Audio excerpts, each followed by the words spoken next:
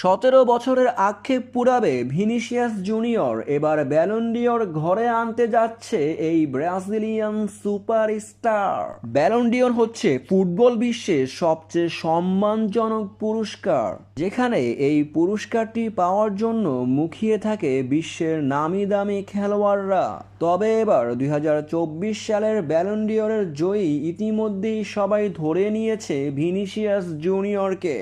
তার ক্লাবের পারফরমেন্স, তার জাতীয় দলের পারফরমেন্সকে বিবেচনা করেই এই ট্রফিটি তাকে দেওয়া হবে। ভিনিসিয়াস জুনিয়র রিয়াল মাদ্রিদের হয়ে দারুণ পারফরমেন্স করছেন, যেখানে 2023-24 মৌসুমে 24টি গোল করেছেন। তার পাশাপাশি 11টি অ্যাসিস্টও করেছেন তিনি। রিয়াল মাদ্রিদের চ্যাম্পিয়ন্স লিগের 15তম শিরোপার দাবিদার ভিনিসিয়াস জুনিয়র, যেখানে ফাইনাল ম্যাচে গোল করেছেন ভিনি। তবে তার পাশাপাশি ব্যালন ডি'অরের জন্য টক্কর দিতে পারে কিলিয়ান এমবাপ্পে, বেলিংহাম ও রদ্রির মতো খেলোয়াড়রা। তবে বিভিন্ন গণমাধ্যম ইতিমধ্যেই ভিনিসিয়াস জুনিয়রকে নিয়ে স্বপ্ন দেখতে শুরু করেছে।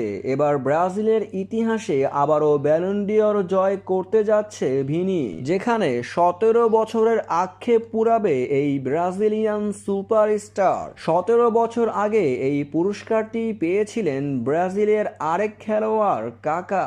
ফুটবলের সর্বোচ্চ সম্মাননা এই পুরস্কারটি, তাহলে কি এবার ব্রাজিলের এই তারকা পেতে যাচ্ছে?